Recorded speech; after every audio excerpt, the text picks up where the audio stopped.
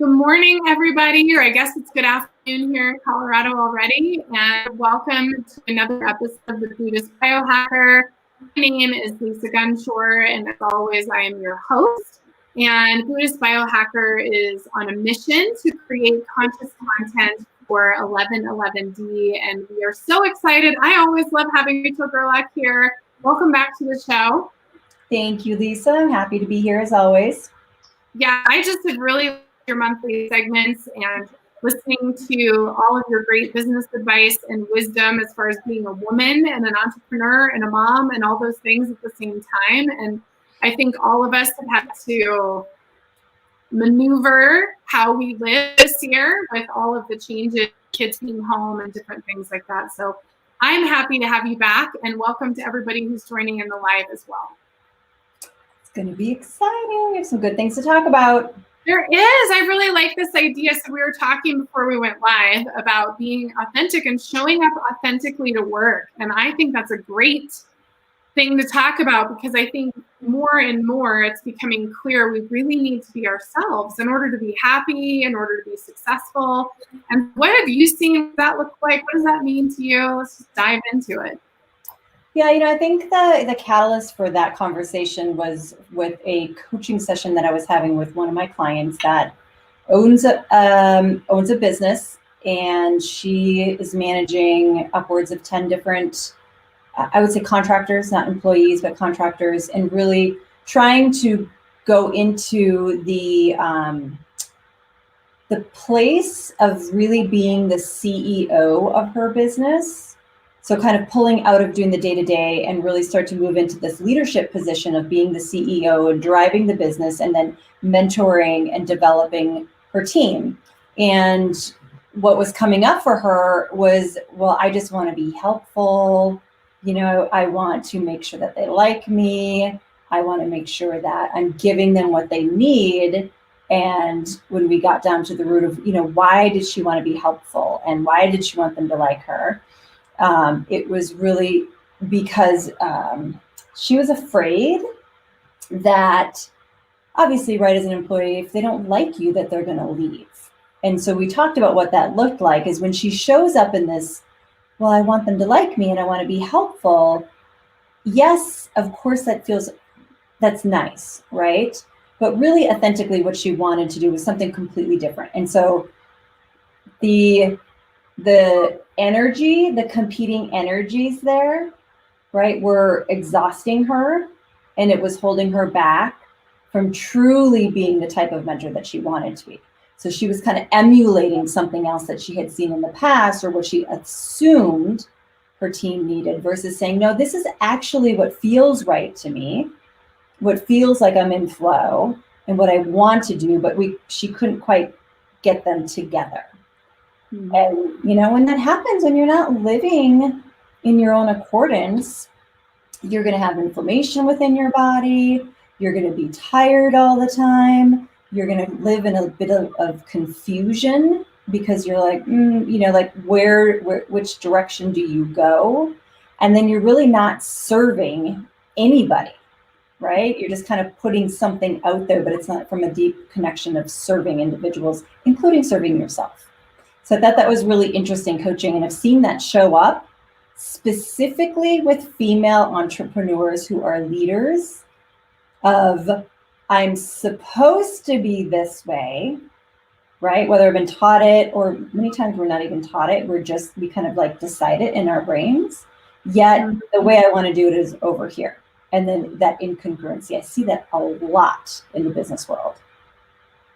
Yeah, and I think it's huge. As women, we tend to just be caretakers, right? Yes, and I'm gonna tell you, you are breaking up. It's hard. Am I really? Oh my God. I know.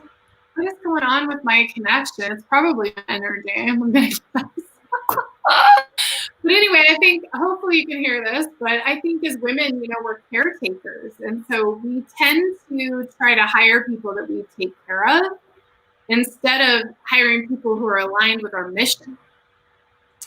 Yeah, that could very well be true, right? If we are trying to go into this caretaking role, then what's happening is that you're not directing. You get out of the directing. That's not it. Caretaking is very different from CEOing, right? Mm-hmm.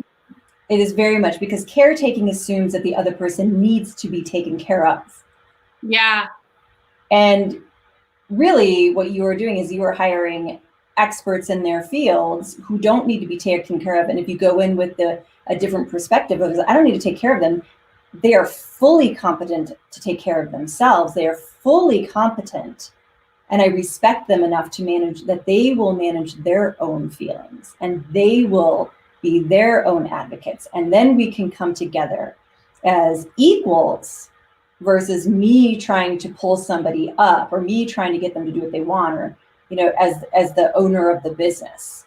It can get messy because if you are naturally a caretaker, and let's say that you do this in your own personal life and at home,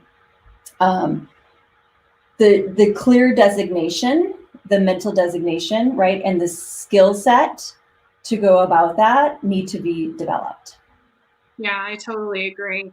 How do you coach to someone that is making those compromises, is compromising their own values and beliefs in their own company? Like, how do you coach to that, and how does somebody start to make changes with that? Yeah, that's an interesting, it's not as hard as you think, because what happens is the first step to change is awareness. So really it's getting the client or getting the person to start creating awareness of how they are showing up, what are their actions that they're taking, what is their belief system around this, right? And watching and exploring what they're doing. And then really when we look at that, then you can break it apart and say, well, isn't this interesting? All this is just a thought that you created in your head around the way things should be, right? It's just a decision that you created, but it doesn't necessarily need to be true. It's optional. That was an optional decision that you created, an optional thought. And then really showing them how each one of those thoughts or those decisions or those perceptions, if you will, they weren't handed to them. They still had to choose them, right? It was like a platter of choices, and they were like, oh, that one seems to be right, I'll take that one. But there really wasn't anything behind it. And so once they can see that was just an option for them to choose from, then we can say, okay, well, what if we hand you a different platter with different choices now? Now that you see how you're operating and it's getting you X result, let's say that this platter has got this whole, option of little, choices, and you pick one and it can get you this result over here. Which one would you pick? And so we start to break down the belief system. We understand where it came from, why it was created, what results it gets you, and then looking at it and saying, do we want to keep those or do we want to get rid of those? And if we get rid of them, what do we replace it with, right, to get the results that we want? It's very, very eye-opening.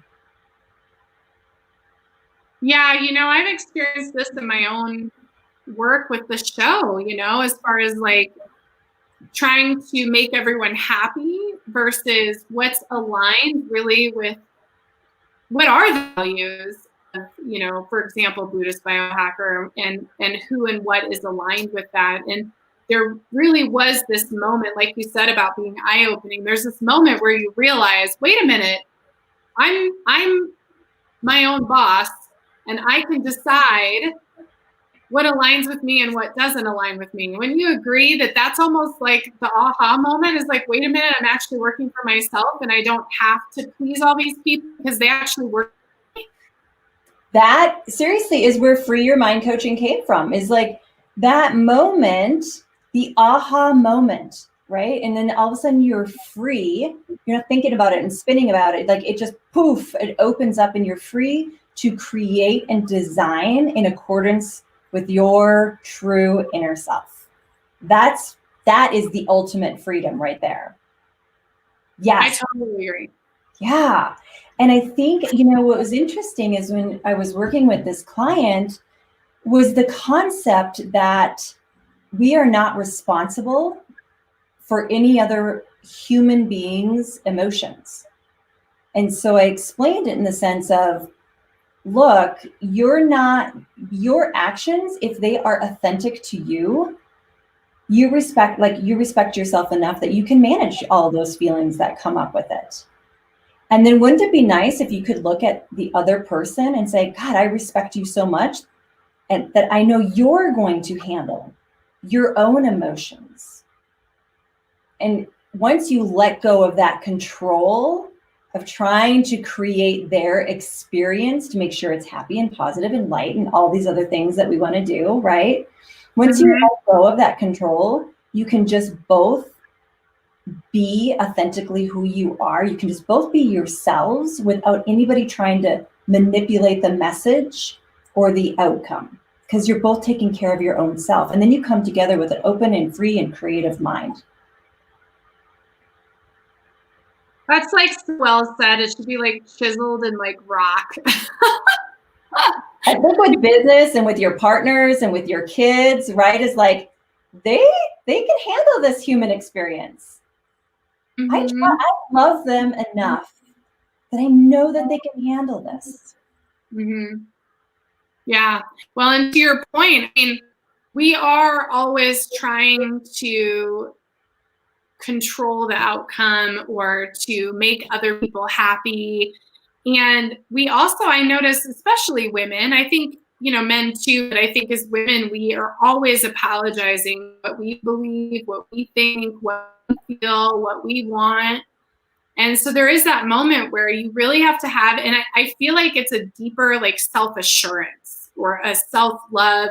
There's this deeper part like that we don't love or trust ourselves. And so we're always apologizing for ourselves. And that gets in the way, especially if you're running your own company. Yeah. I think when we're in confusion, right, of like, is this the right thing to do? Is this how you show up? Do I really believe this within myself? Is then when we apologize, right? Because when you're really clear on your values, decisions are easy and you don't apologize for them. They are a core value. They're your like founding fathers, if you will. Why would you ever apologize for that? And so when we're not clear on those values and we don't understand them and we don't look at them, frequently, then we start to go into confusion of like, does this align? Does this align? Does this align? Oh, I'm sorry, because I don't know if it aligns. It's almost like I'm sorry, but really I'm sorry to me is because I'm not fully understanding and embracing me. So like a values worksheet, you can find it anywhere on Google. I recommend that people do it like every quarter because we are shifting and then really looking at that and then kind of like cross-referencing against your life to say, if these are my values, right? These are my guideposts. Is my life aligning with that? And when you can get those two to align, it is such an amazing flow. I'm not saying that there's not gonna be negative emotions because that's just 50-50 living, but you're gonna be in a flow. You're gonna be more at peace of mind. Well, that's one of my questions too, is like, how do folks start to uncover their values? Like, what does that exercise look like? Because it is an interesting exercise to really look at it. And I wonder if folks who are listening and watching are like, well, I don't know really even like, what is the value and how do I define it? I'm just curious, like some of those activities they can do or some of your thoughts around that or coaching around that. Yeah. So there's a values where there's like online, like I said, you can look at a lot of different sites where there's a values worksheet. You can also, if you want, you can email me and I'll mail one back, right? It's super easy with instructions. And it's just a spreadsheet. It sounds so rudimentary, but really it's a list of all the values that are available. And then you look through them and you highlight what's coming up for you, not overthinking it. And then you put them on this spreadsheet and then you kind of compare them to each other. So it would be like honesty against equality, and you'd have to pick which one ranks higher for you. And then you go through and you total them up, and then you see like your top 3, your top 5 values. Then we can look at that and you can really dive deep into them and understand, well, what does it mean about honesty? What does equality mean to me?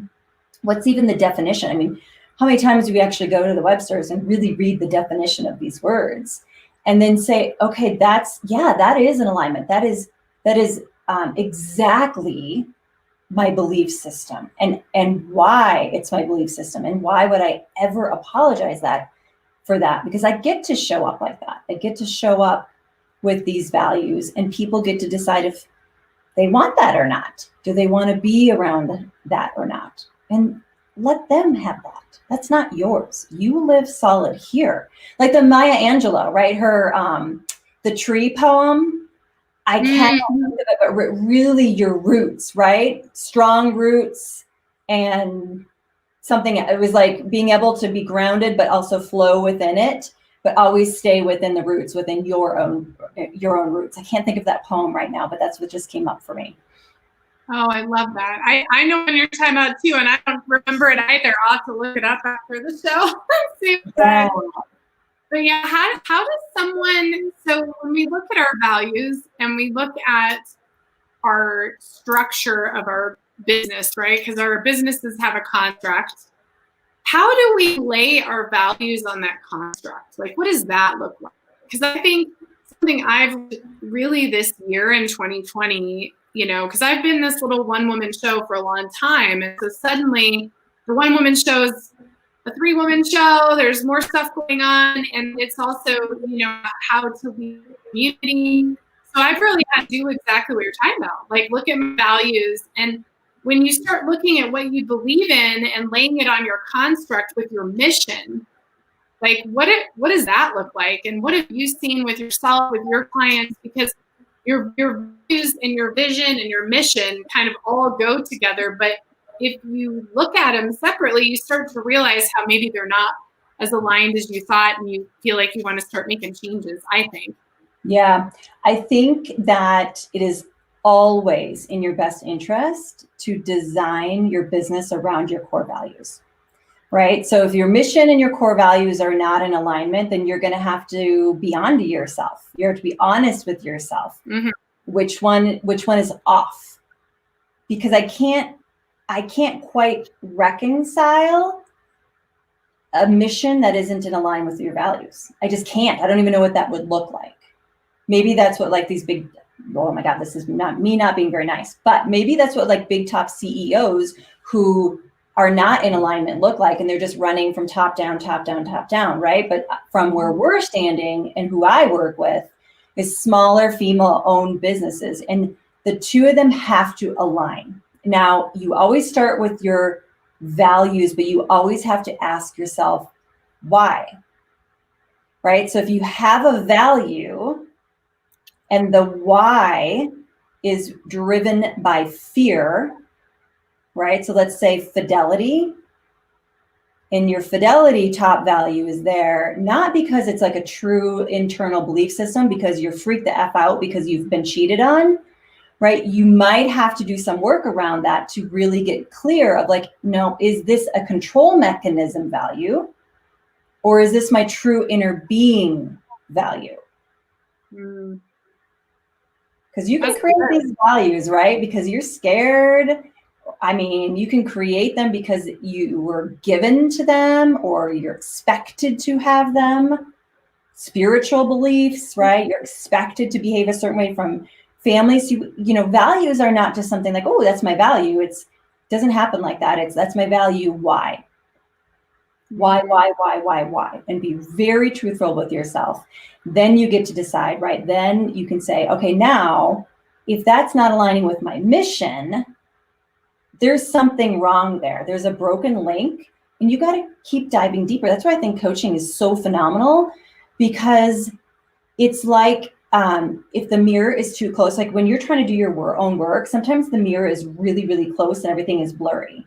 And a coach can just come in and kind of like move that mirror back to create visibility and pull things out of you that you may not have seen if you were trying to do it on your own. And quite frankly, call you out on the BS, right? Of like, no, that doesn't actually make sense. Let me show you why. Now, do you see it differently? Mm-hmm.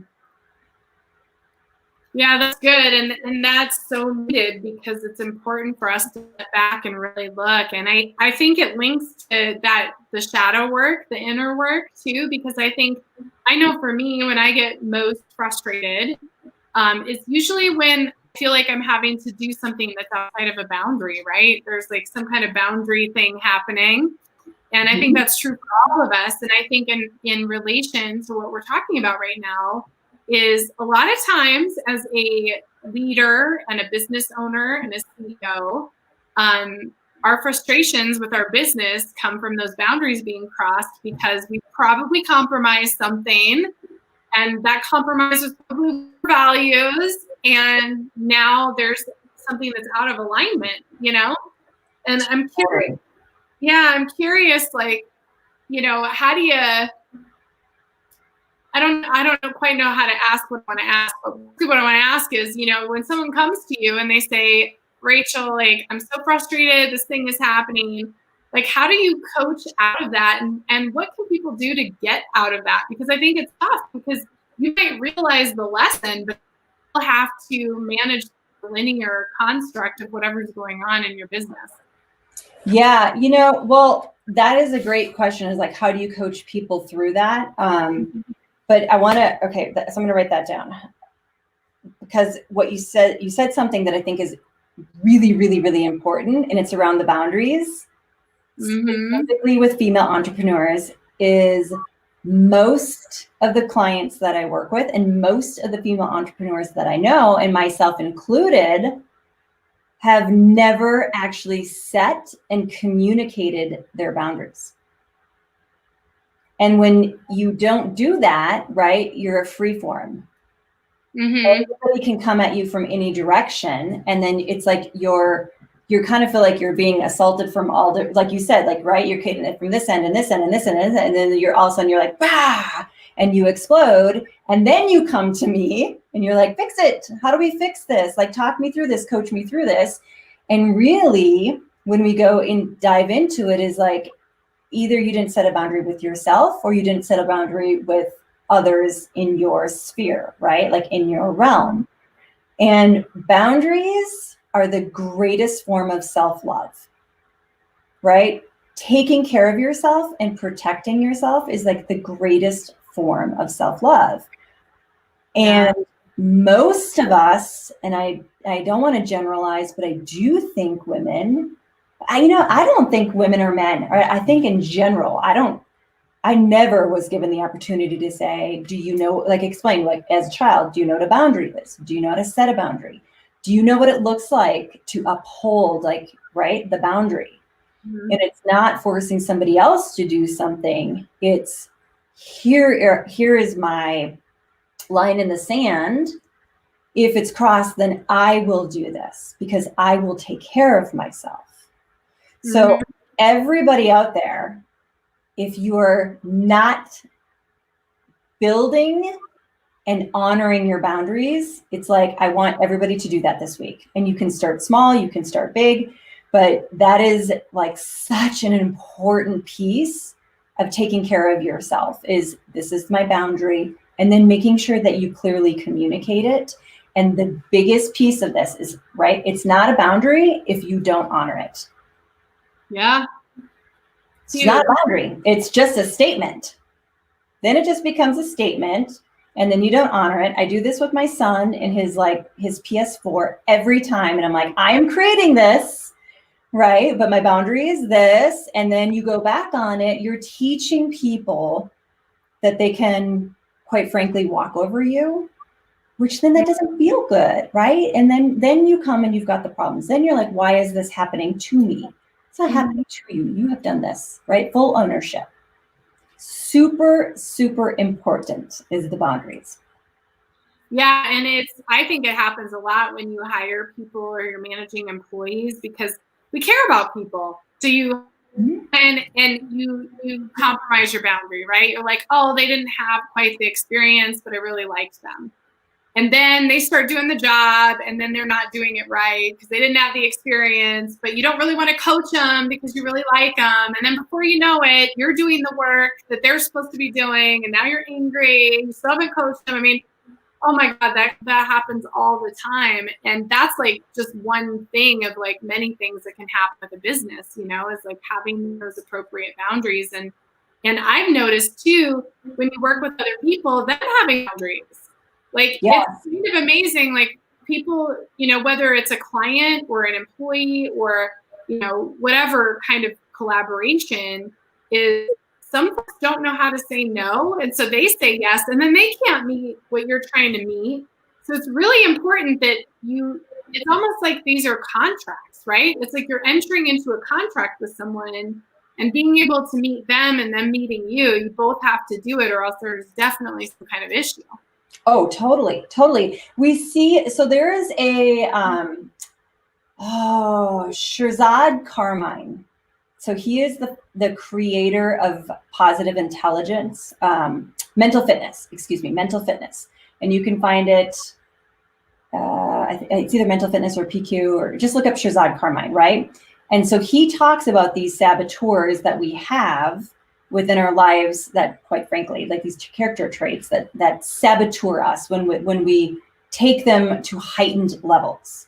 So they're really, really good, like hyper controller, right? Controller is good, but hyper controller is going to sabotage you. I see the pleasers. So if you do this assessment and you are a pleaser, you're going to probably start to recognize that as a pleaser, you don't set the boundaries. Because if you set a boundary, you might, right, the other person that you're setting the boundary with might not like it. And they might resist it, and they might fight it. And then because you're a pleaser, right, like you don't want that you spend your whole life avoiding hurting people's feelings, right? So I see this a lot. So I think it's a really good assessment to take. And actually, if you're interested in it, like this is not within our realm here, but if you're interested in it, there is a course that's coming up that I can direct people to, if you're interested. Yeah, it's a pod. It's a 6-week pod. I actually just finished mine about 3 weeks ago. I thought it was phenomenal. I did it with the Canthal group. So if you look up the Canthal group, there's one at the end of October that's coming up, and you can register with Darren Campbell, and he's going to take people through this again. So this is kind of what he does, but it's phenomenal because then you can look at that and say, you know, my experience is controllers don't have a lot of problems with boundaries because they are like controlling everything internally with themselves.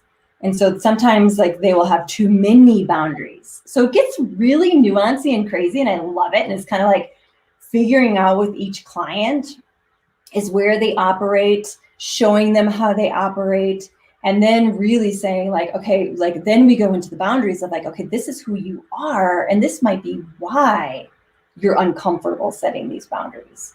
But then showing them what it does look like to set it from a healthy perspective to please yourself. Like, right? The only thing that you can really control is yourself. So it's all very fascinating in that sense of going deeper. But boundaries, everybody, start doing them. They're so important. They really are. And boundaries is like a constant, I think it's something you have to work on consistently. Like it's not like you get it one day and suddenly you're boundary oriented. Like it really is like having to ask yourself, like, and it goes back to the value piece. And I'm trying to think even how to articulate it because I've had a new layer of understanding it this year, you know? And so for all of you out there who run businesses, like, I think, you know, you really do have to step back and say, like, is the flow coming in equaling the amount of work going out? You know, is the team that I've built supporting my vision, mission, values? You know, there's so many nuances in it. It's like unbelievable. It's very deep. It's very layered. I do think that if you're not skilled at it or you've not had a good mentor, that it is worth working with somebody, whether it's a therapist. I mean, I don't know if therapists do this, but therapist, probably not a friend or family member, right? But a mentor, a coach. I do think it's worth working with somebody, especially as an entrepreneur, because that is going to affect, right? How you're showing up is going to affect your bottom line, 100%. So really taking the time to understand how you show up and how you operate and what needs to be done. Like, this is a process. It's not just, oh, I registered with the state and I have this business and everything is great and I'm going to make tons of money. It's not that at all. It's like, the more you understand yourself and how you are flowing through the course of our life and evolving through the life, and then you have this, great foundational tool set to say, oh, we have to shift. That means, like, my values have shifted, and then what does the business need to do? It is such an important investment to being a successful entrepreneur. 100%. Your bottom line, well, you can dot it, your bottom line is dotted line to you. Mm-hmm. You are your business. Yep, exactly. So as we wrap up, we're going into fourth quarter. We are in fourth quarter now, and It's the end of the year, and it's been a very interesting year. And a lot of us, I'm going to guess you have a lot of new clients, because I'm guessing a lot of people started their business this year. A lot of people are working from home when they weren't before. There's been a lot of change. And so the values exercise is a great exercise to do to kind of re-gauge and reflect on what really matters to you now. What are some other things that folks can do to be able to look back on this year and to really formulate their plans as they go into 2021? Yeah, I love this time of year because it's like closing and beginning are flowing into each other. I always look at that as because, like, it's the time of year that you stop and reflect in order to create. And so I personally recommend this time, everybody's business is going to be a little bit different, but in general, this is the time that you, I think, need to take a little break. And so when I say that, I don't want everybody, right? Everybody's going to have a different interpretation of that. Like, oh, I'm done for the year. No, not what I mean. But I definitely think it's important to get quiet. And that's an overused statement. And people say, well, what does that mean? So prime example, yesterday, right? I was driving to a trailhead to go mountain biking. And it was the first time I really feel like my brain was like, I had quiet in probably a week and a half. And as soon as, like, the radio was off, nobody's in my car, all these thoughts started flooding in. And I was like, oh yeah, I can't hear myself if I'm constantly listening to other things, or if I'm constantly trying to create, right? And that is very much a symptom of entrepreneurs, is create, right? Like, we're spinning. You have to be giving equal airtime to the silence, to the white noise. So this is such an important time, if you can, to schedule out, I don't know, 3-day, 5-day, 7-day, like, sabbatical, if you will, where you go somewhere or you're in your home, but you set yourself up that you have ample time to get quiet, to look back, but look back from curiosity, not look back of like, oh, I should have, I'm right, like getting really detail oriented. Just look back and reflect and get curious, to write down the new thoughts that are coming up with your business, right? And maybe even taking that values worksheet and saying, am I living authentically? Am I living in accordance with my values? If not, what would that look like going forward? And so, number one, like, stop, I guess is it. Hit the brake, give yourself time to hear yourself, and then write it all down. And then when you've given yourself the deadline to go back into it, you're going to have a whole new perspective of the past year and the future year coming up. I love it. I'm taking December off.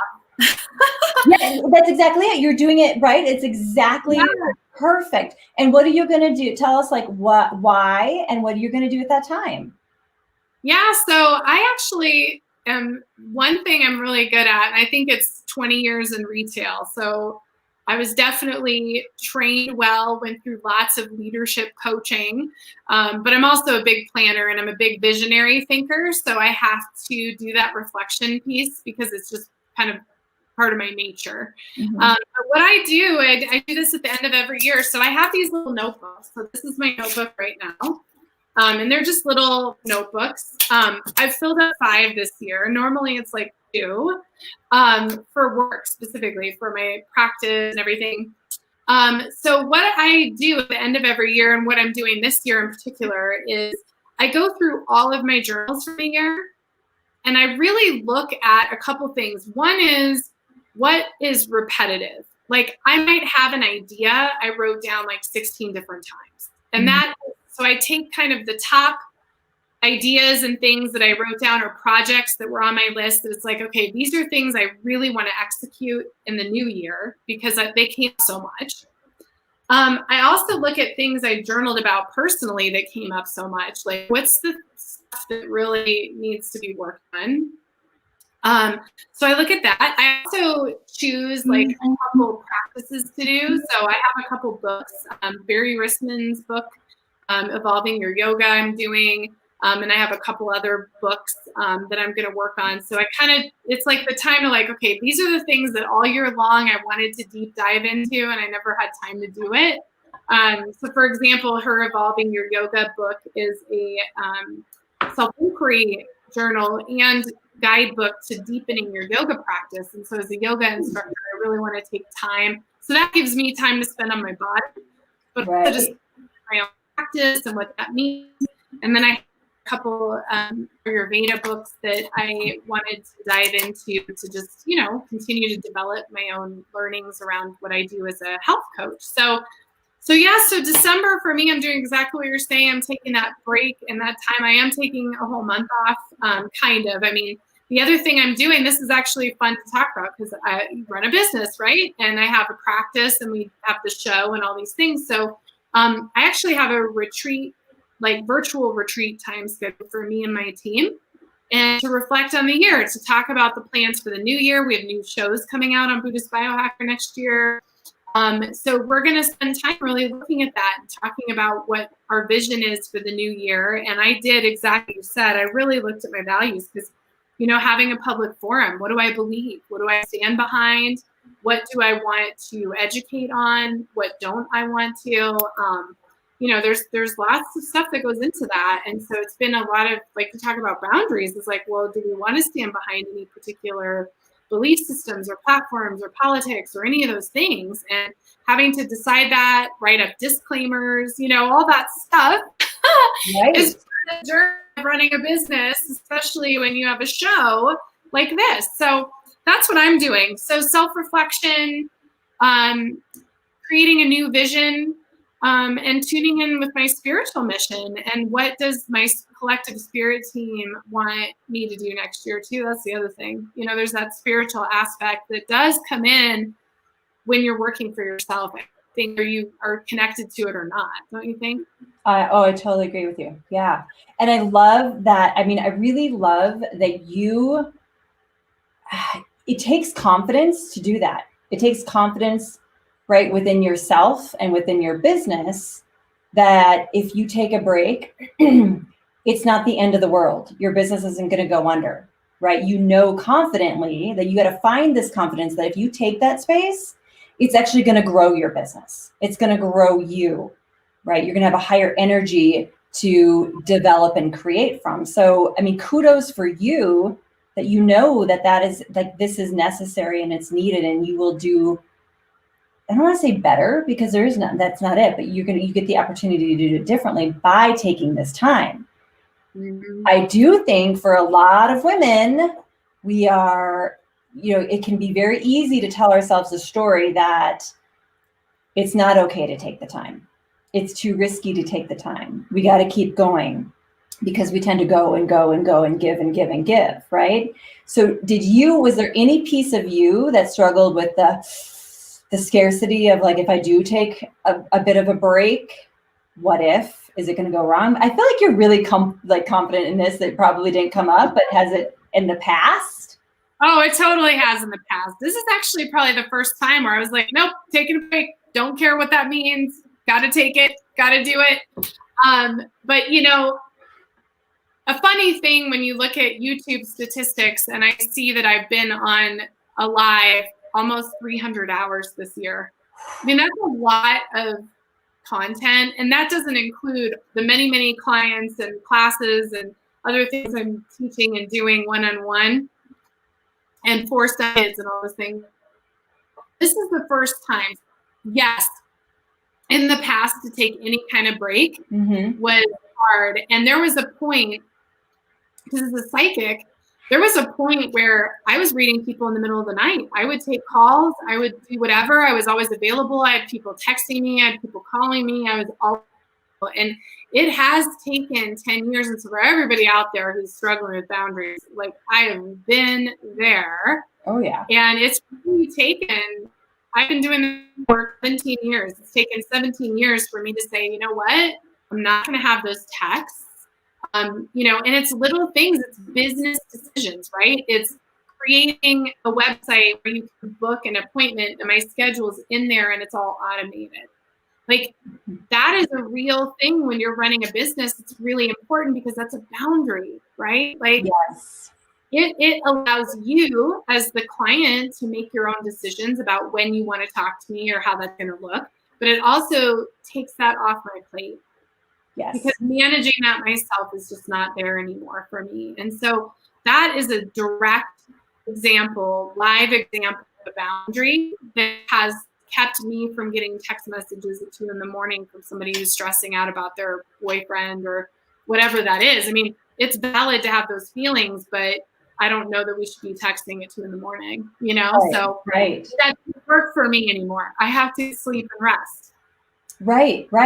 Yeah. And it's the lack of boundaries is usually so that we can avoid the feeling a negative emotion, right? Because if we don't have a boundary, then you can just free flow and just take care of everybody else because you don't want to deal with like your client. Like what if you say to them, I'm not available at 2 o'clock in the morning and they don't like it.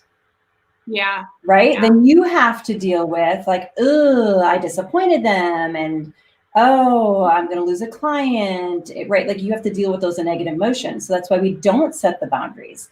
But that doesn't actually move us forward. That takes away from our well-being. It takes away from really the protecting our own soul, if you will. Like we are the voice for our soul. And so we have to protect it. We have to set its boundaries. It's, I think with this is like with entrepreneurs, I think it's important to know that whatever way you do it is right as long as you love the outcome. Yeah. Right?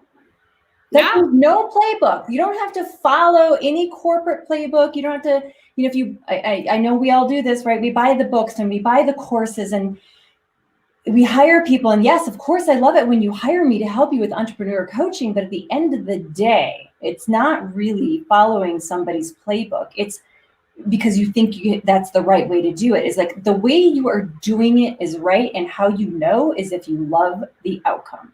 And if you don't love the outcome, it doesn't mean you're doing it wrong. It just means you need to explore it and understand it. And then you can shift it. So dropping some of that pressure, I think, is really important.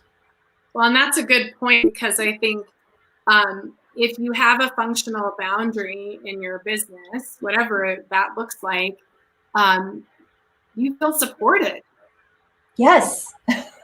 And so to your point of like, if you don't love the outcome, if you're feeling frustrated and tired and drained and that did not support you at all, then you probably didn't have the right construct to support what you need. Yes, your own internal contract with yourself. And even though it's intangible, right, it feels very tangible. Like it is a living, breathing contract.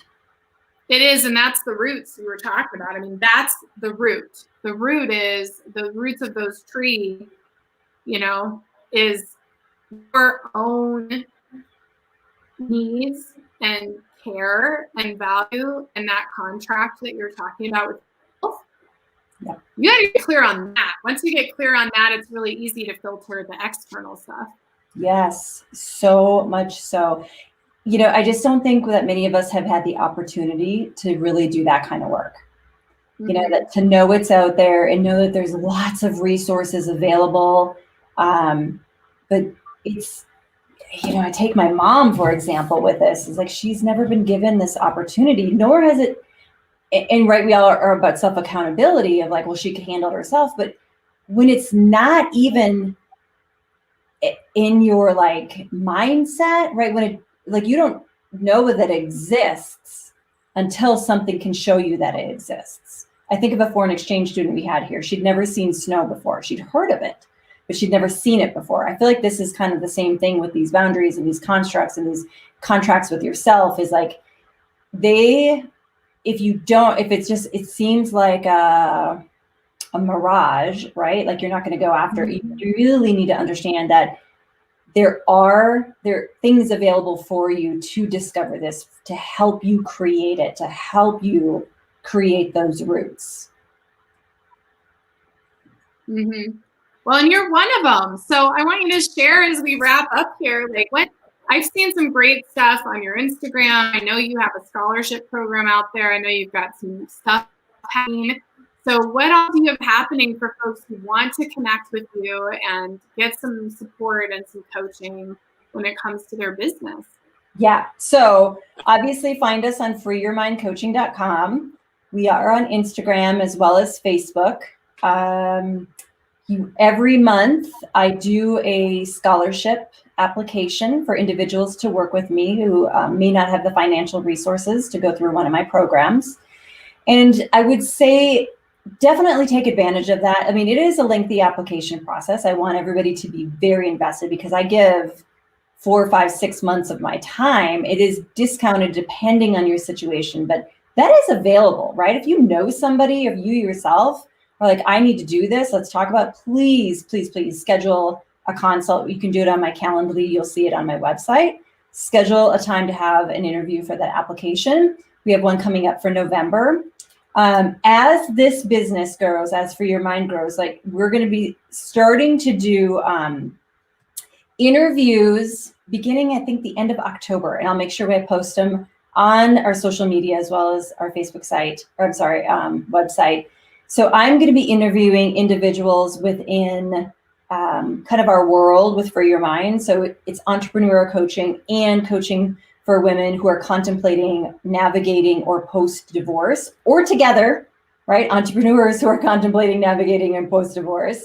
So I'm bringing in resources of divorce lawyers, tax attorneys, financial advisors. Lisa, I should bring you in on this too. So really talking with individuals, marketing consultants, right? Bringing individuals in so we can do Q&As and get some free advice along the way. Because, you know, like that's the thing, is like, where do you find, who do you call, what steps? So it's kind of like my trusted advisors that I work with and I will connect people with.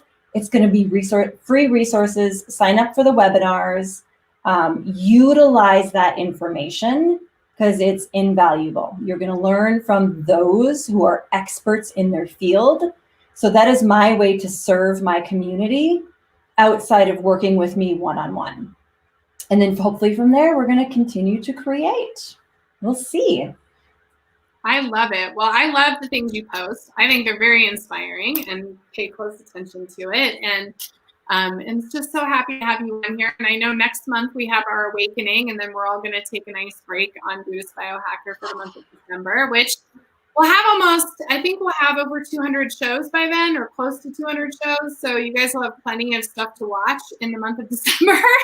Mm-hmm. And then we're back next year. So we're kind of wrapping things up over here too, even though it's October. But I'm with you. I think the flow, my circadian rhythm really is, as we go into these shadow months, you know, it's really a time of self-reflection. It's a time to wrap up. And November Awakening event, you guys, registration is open. It's oneearth.net. We have all of the presenters and the live schedule that's listed, and everything opens November 1st. And of course, all of Rachel's information is in the show notes as well. And Rachel, I just love you so much. I always appreciate you. Thank you, Lisa. These are so much fun. It's just such a great conversation. And I really appreciate that. So thank you for all you're doing. Oh my gosh, we'll see you next month. And then it's going to be in 2021 that we get to keep doing this.